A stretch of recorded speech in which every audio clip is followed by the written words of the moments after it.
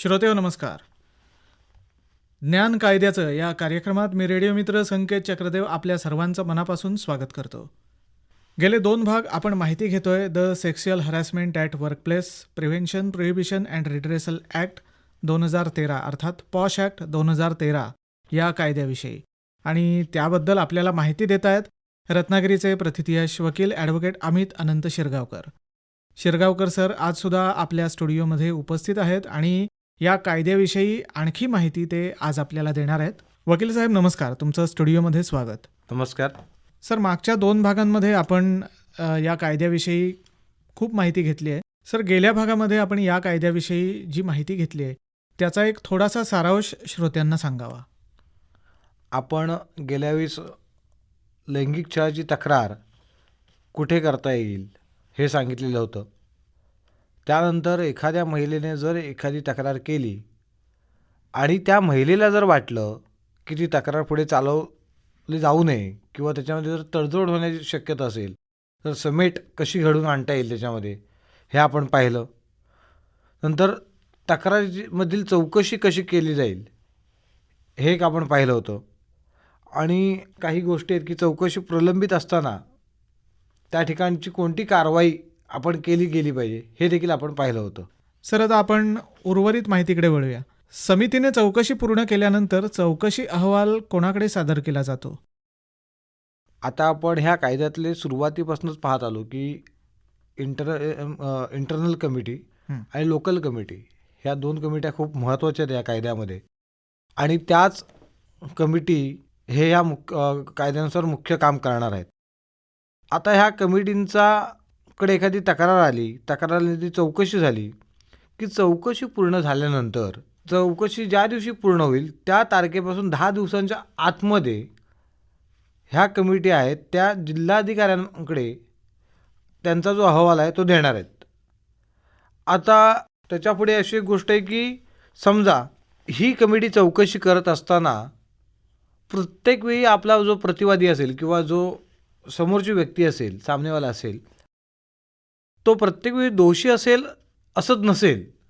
मग त्यावेळी देखील असा जर अहवाल प्राप्त झाला, कमिटीच्या ह्याच्यात निदर्शनास आलं की बाबा ह्याच्यामध्ये एखादी व्यक्ती दोषी नाही आहे, तर तशा पद्धतीचा देखील अहवाल ह्या कमिटीने जिल्हाधिकाऱ्यांकडे द्यायचा आहे की ह्या तक्रारीमध्ये कोणतीही कारवाई करण्याची आवश्यकता नाही आहे. आणि त्या पद्धतीने ह्या कमिटी काम करतील. आता एखाद्या वेळी समजा की तक्रार जी दाखल झालेली आहे ती खोटी आणि खोडसाळ आहे असं जर का सिद्ध झालं तर त्या बाबतीत काही विशेष उपाययोजना या कायद्याद्वारे करता येऊ शकतात का? आता कसं आहे की याच्यामध्ये जर एखादी खोटी तक्रार झाली तर नक्कीच ज्या माणसाविरुद्ध खोटी तक्रार होणार आहे तर त्याच्यावरती तो अन्यायच आहे. मग म्हणूनच ह्या कमिटीमध्ये मी तुम्हाला सांगितलं त्याप्रमाणे सुरुवातीपासून की जे सदस्य असतील, जे सभासद असतील, जे कमिटी मेंबर्स असतील त्याने याची सखोल चौकशी करायची आणि ती गुप्तपणे करायची. आणि ही चौकशी करत असताना त्यांनी खरंच त्या तक्रारीमध्ये काही तथ्य आहे का की त्या प्रतिवादीला फसवण्यासाठी म्हणून ही तक्रार करण्यात आलेली आहे. कारण वाद एखादा दुसरा असू शकतो आणि मुद्दामून त्या प्रतिवादीला त्रास देण्यासाठी देखील अशा पद्धतीची तक्रार केली जाऊ शकते. आता जर एखाद्या महिलेने अशी तक्रार केली आणि तिने तक्रार करत असताना अशी काही बनावट कागदपत्र किंवा बनावट पुरावे जर कमिटीसमोर आणले तर असे पुरावे जर कमिटीच्या निदर्शनास आले तर आपण पाहिलं की ज्या पद्धतीने एखाद्या प्रतिवादी जर ह्याच्यामध्ये दोषी असेल तर त्याची आपण मागे बघितलं होतं की त्याला शिक्षा काय होऊ शकते. तर त्याच्या सेवा नियम असतात त्यांचे, त्याच्यात ज्या तरतुदी केल्या आहेत त्याप्रमाणे ज्या शिक्षा त्यांना दिलेल्या आहेत त्याप्रमाणे त्यांना शिक्षा केल्या जातात.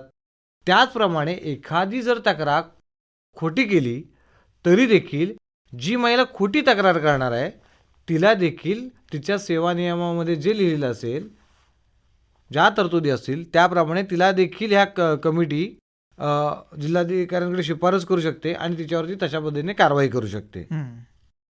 आता त्याच्या पलीकडे एक जाऊन असं आहे की एखाद्या महिलेने तक्रार केली असेल आणि तिला ती तक्रार पूर्णपणे साबित करता येऊ शकत नसेल, हं, पण त्या कंप्लेंटमध्ये तथ्य असेल आणि प्रथमदर्शनी ही गोष्ट त्या कमिटी मेंबरला जर दिसली, निदर्शनास आली, हं, तर मात्र मग अशा परिस्थितीत त्या महिलेविरुद्ध कारवाई करायची गरज नाही आहे, असं देखील या कायद्यात म्हटलेलं आहे.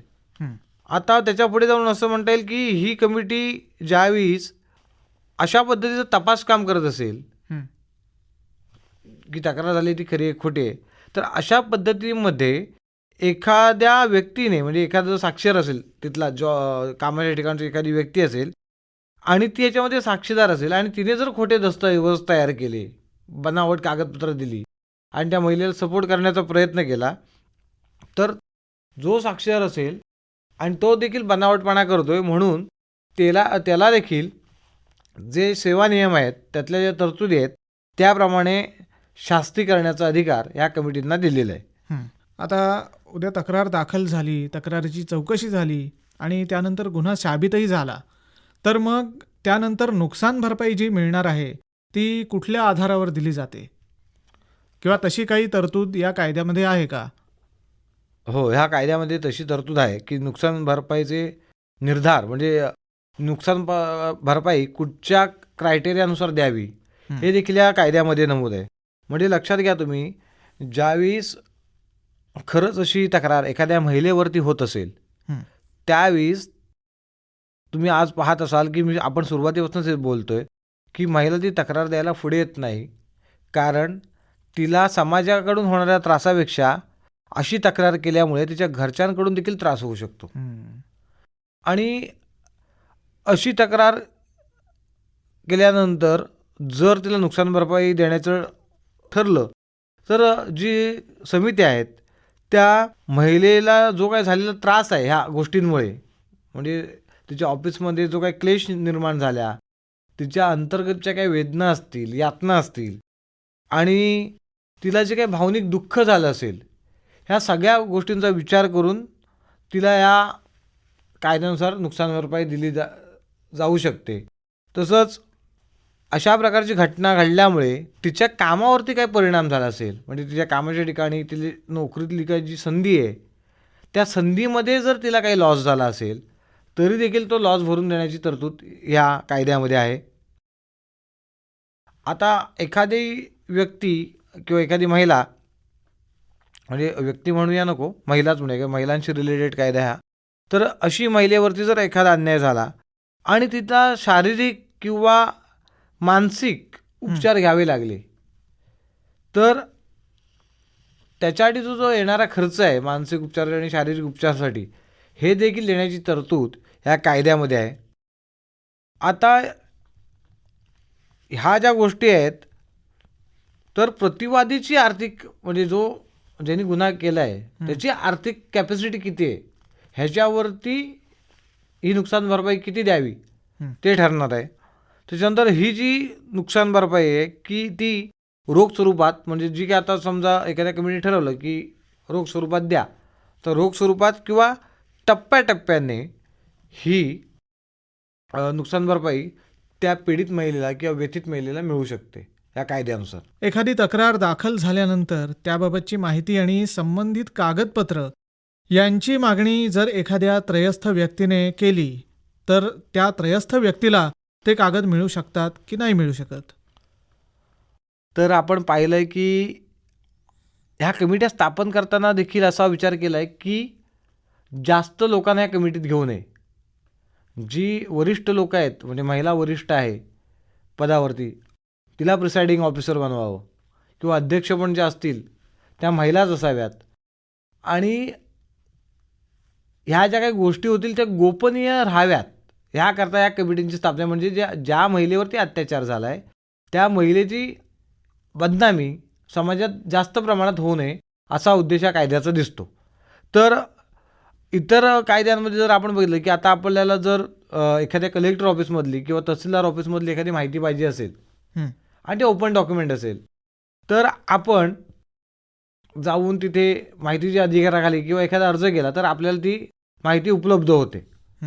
पण ह्या कायद्यात एखादी तक्रार झाली आणि जर ती माहिती एखाद्या व्यक्तीला समजा माहितीच्या अधिकाराखाली देखील हवी असेल, हं. तरी देखील ह्या कायद्याअंतर्गत ती माहिती अशा पद्धतीने प्रसिद्ध करता येणार नाही किंवा वृत्तपत्रांना देखील सांगता येणार नाही किंवा इतर माध्यमांवरून देखील हे डिस्क्लोज करता येणार नाही की ऑफिशियली स्टाफमध्ये अशी तक्रार झाली, त्याच्यामध्ये असं आम्ही चौकशी केली, त्याच्यामध्ये बाबा हा दोषी आढळला किंवा नाही आढळला, ही सगळी माहिती गोपनीय ठेवायची आणि ही माहिती जरी मागितली गेली माहितीच्या अधिकाराखाली तरी देखील ती देता येणार नाही. पण समजा ह्या कायद्याखाली दाखल झालेल्या एखाद्या प्रकरणातली माहिती कोणी उघड केली तर अशा व्यक्तीला काही शिक्षा आहे का? हो, आपण मगाशी पण पाहिलं की हे जे सगळे कायदे आहेत ते त्यांच्या कामाच्या ठिकाणचे कायदे आहेत. त्याच्यामुळे अशा कमिटी मेंबरने जर अशी माहिती उघड केली कुठे हं. तर त्याला देखील मगाशी सांगितल्याप्रमाणे जे त्यांच्या सेवा नियमांमधल्या ज्या तरतुदी आहेत त्याप्रमाणे ज्या शिक्षा असतील त्या अशा पद्धतीनं त्यांना याच्यामध्ये शिक्षा होऊ शकते किंवा त्यांना दंड होऊ शकतो. पॉश ॲक्ट या कायद्यामध्ये अपिलासंबंधी कोणत्या तरतुदी आहेत? आता ज्यावेळेस एखाद्या व्यक्तीला या कायद्याअंतर्गत दोषी ठरवण्यात येईल किंवा निर्दोष सोडण्यात येईल तर त्यांच्या सेवा नियमांमध्ये ज्या ज्या तरतुदी आहेत त्यानुसार त्या न्यायालयाकडे किंवा त्या न्यायाधिकरणाकडे ते अपील दाखल करू शकतात. आणि हे जे अपील आहे ते एखादा ते डिसाईड झाले प्रकरण की त्याच्यापासून 90 दिवसाच्या आत दाखल करावं लागू शकतं त्यांना अपील. अपील जर दाखल करायचं असेल तर पहिली आपली तक्रार आहे ती डिसाईड झाल्यानंतर 90 दिवस एवढाच कालावधी आपल्याकडे आहे. हो, नक्की 90 दिवसाच्या कालावधीत ते दाखल करावं लागेल. या कायद्याअंतर्गत दायित्व असलेल्या प्रमुख अधिकाऱ्यांची कर्तव्य काय आहेत? जे प्रमुख अधिकारी आहेत त्यांनी कामाच्या ठिकाणी संपर्कात येणाऱ्या व्यक्तीपासून सुरक्षिततेसह कामाच्या ठिकाणी सुरक्षित असं कामाचं वातावरण निर्माण करायचं आहे किंवा त्यांना ते पुरवायचं आहे. कामाच्या ठिकाणामधील कोणत्याही ठळक जागी लैंगिक छळाचे दंडनीय परिणाम काय असू शकतात हे लिहायचे आहेत. त्यानंतर या कायद्याचा म्हणजे ह्या कायद्याची कर्मचाऱ्यांमध्ये जागृती करायची आहे किंवा काही कार्यशाळा घ्यायच्या आहेत आणि असे प्रकार घडू नयेत म्हणून कामाच्या ठिकाणी काही उपाययोजना करता येतील का याची देखील त्यांनी दक्षता घ्यायची. तसंच एखादी तक्रारासंबंधी काही कारवाई करण्यासाठी आणि चौकशी करण्यासाठी अंतर्गत समिती किंवा स्थानिक समिती यांना काही आवश्यक सुविधा पुरवता येतील का हे देखील पाहायचं आहे.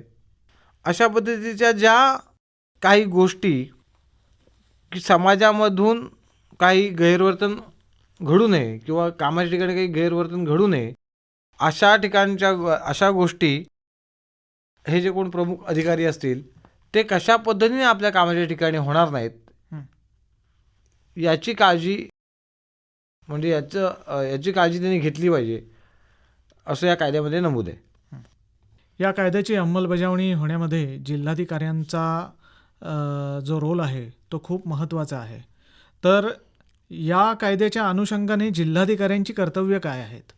मग ज्याप्रमाणे सांगितलं की प्रमुख जे अधिकारी असतील त्यांची जशी कर्तव्य आहेत त्याच पद्धतीने जिल्हाधिकाऱ्यांची कर्तव्य आहेत आणि लैंगिक छळाबद्दल आणि महिलांच्या हक्कांबद्दल जागृती निर्माण करण्यासाठी शासकीय संघटनांना सहभागी करण्यासाठी आवश्यक असतील अशा सर्व उपाययोजना ह्या जिल्हाधिकाऱ्यांनी करायच्या आहेत. आणि ह्या ज्या कमिटी आहेत त्यांचा जो येणारा अहवाल आहे तो वेळेवर सादर करण्यासाठी त्यांच्यावरती जिल्हाधिकाऱ्यांनी नियंत्रण ठेवायचं त्यांचं स्वतःचं आणि त्याच्यावर लक्ष ठेवायचं. इंटरनल कमिटी तसंच लोकल कमिटी यांनी अहवाल कधी सादर करायचा असतो आणि या अहवालात काय काय गोष्टींचा अंतर्भाव होतो?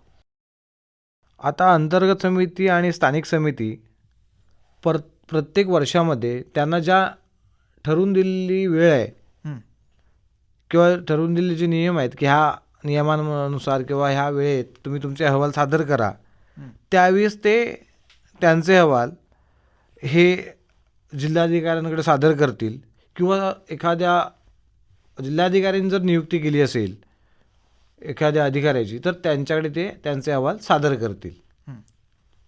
आता प्रमुख अधिकारी वार्षिक अहवालामध्ये म्हणजे असे अहवाल सादर करत असताना जी प्रमुख अधिकारी आहेत त्यांनी काय करायचं आहे, तर असे वार्षिक अहवालांमध्ये त्यांच्याकडे किती प्रकरणं आली, हं. म्हणजे ज्या काही घटना घडल्यात अशी एकूण किती प्रकरणं आली आणि त्यांच्यापैकी त्यांनी किती प्रकरणं निकालही काढली हं. याची स्पष्टपणे माहिती त्यांनी या अहवालामध्ये द्यायचे. त्यानंतर आता परत महत्त्वाची गोष्ट हीच आहे की कामाच्या ठिकाणी महिलांच्या लैंगिक छळाविरुद्ध संरक्षणाची तरतूद करणाऱ्या या अधिनियमाच्या तरतुदींबद्दल जनतेची समज वाढवण्यासाठी संबंधित माहिती, शिक्षण, सूचना व प्रशिक्षण साहित्य विकसित करील आणि जनजागृती कार्यक्रमांचे आयोजन केलं जाईल ह्या कायद्याअंतर्गत. आणि ही खूप महत्त्वाची गोष्ट आहे. म्हणजे हा कायदा जर बघितलं तर आपल्या भागामध्ये देखील अजूनपर्यंत फार प्रसिद्ध आहे, फार माहिती आहे, किंवा प्रत्येक कामाच्या ठिकाणी अशा कमिट्या आहेत ज्या कमिट्यांची स्थापना केलेली आहे. असं जर तुम्ही आजूबाजूच्या एरियामध्ये पाहिलं तर तुम्हाला देखील आज दिसणार नाही. म्हणजे आपण पाहतोय की आपल्या शहरामध्ये काही व्यावसायिक आहेत, तिथे 10पेक्षा जास्त कामगार आहेत, तिथे महिला कामगार आहेत. तर अशा ठिकाणी अशा कमिट्या स्थापन करणं, याच्यासाठी जर लोकांनाच माहितीच नसेल तर त्याच्यासाठी जनजागृती होणं गरजेचं आहे. जर जनजागृती झालीच नाही तर लोकांना कळणार नाही की असा प्रकारचा कायदा आहे आणि मग त्या कमिट्या स्थापन होणार नाहीत. आणि म्हणून ह्या कमिट्या स्थापन होण्यासाठी म्हणून जास्तीत जास्त कार्यक्रम, जनजागृती कार्यक्रम घेणं आवश्यक आहे, असं देखील ह्या कायद्यामध्ये नमूद आहे. इंटरनल कमिटी जर स्थापन केली नसेल तर संबंधित व्यक्तीवर कारवाई करायची तरतूद या कायद्यात आहे का? हो, हाच खूप महत्त्वाचा प्रश्न आहे. कारण आता आपण जर पाहिलं तर प्रत्येक कामाच्या ठिकाणी जर अशा कमिट्या स्थापन केल्या नसतील जिथे 10पेक्षा जास्त महिला आहेत तिथे, आणि हे जर निदर्शनास आलं तर या कायद्याअंतर्गत त्या व्यक्तींना दंडाची शिक्षा या कायद्यामध्ये नमूद केलेली आहे. आता हीच गोष्ट खूप महत्त्वाची आहे की प्रत्येक जे संघटनात्मक काम करतात किंवा खाजगी ठिकाणं जिथे आहेत, म्हणजे काही कंपन्या आहेत, काही मॉल्स आहेत, तर अशा ठिकाणच्या लोकांनी किंवा अशा ठिकाणच्या प्रमुखांनी हा कायदा समजून घेऊन, त्या कायद्यामधल्या तरतुदी समजावून घेऊन त्यांच्या कामाच्या ठिकाणी अशा पद्धतीच्या घटना घडू नयेत किंवा घडण्यासाठी त्या घडण्याअगोदरच त्या थांबवाव्यात, याकरता हा कायदा समजून घेऊन त्यांनी कामाच्या ठिकाणी कमिटी स्थापन करावी आणि त्याचे अहवाल सांगितल्याप्रमाणे जिल्हाधिकाऱ्यांना द्यावेत. आणि जर तसं जर दिलं नाही आणि जर निदर्शनास आलं किंवा जर वरतून शासनाकडनं जर आलंच परत, तर कदाचित ह्या कायद्यामध्ये नमूद असल्याप्रमाणे या गोष्टीचा त्रास हा प्रत्येक जो मुख्य अधिकारी असेल किंवा मुख्य माणूस असेल कामाच्या ठिकाणचा किंवा ज्याच्या अंडर ही सगळी कामं चालतात, जो माणूस असेल त्या व्यक्तीला, त्या माणसाला ह्याचे परिणाम भोगावे लागतील. आणि म्हणूनच त्याने सतर्क राहणं हे खूप या कायद्याअंतर्गत गरजेचं आहे. गेले 3 भाग पॉश ॲक्ट 2013 या कायद्याविषयी आपल्याला खूप सखोल माहिती मिळते आणि ही माहिती गेले 3 भाग शिरगावकर सरांनी खूप सुंदर पद्धतीने आपल्याला दिलेली आहे. अजूनही थोडी माहिती बाकी आहे. ती माहिती घेण्यासाठी आपण शिरगावकर सरांना पुढच्या भागात पुन्हा बोलावणार आहोत. पण आजच्या भागाची वेळ संपत आलेली आहे, त्याच्यामुळे आजच्या भागात आम्ही इथेच थांबतोय. शिरगावकर सर, तुम्ही इथे आलात आणि पॉश ॲक्ट 2013 या कायद्याविषयी खूप छान माहिती आम्हाला दिलीत, त्याबद्दल तुमचे मनापासून आभार. धन्यवाद. याबरोबरच आजच्या कार्यक्रमातून मी रेडिओ मित्र संकेत चक्रदेव आपला निरोप घेतो. आपली पुन्हा भेट पुढच्या भागात. तोपर्यंत नमस्कार.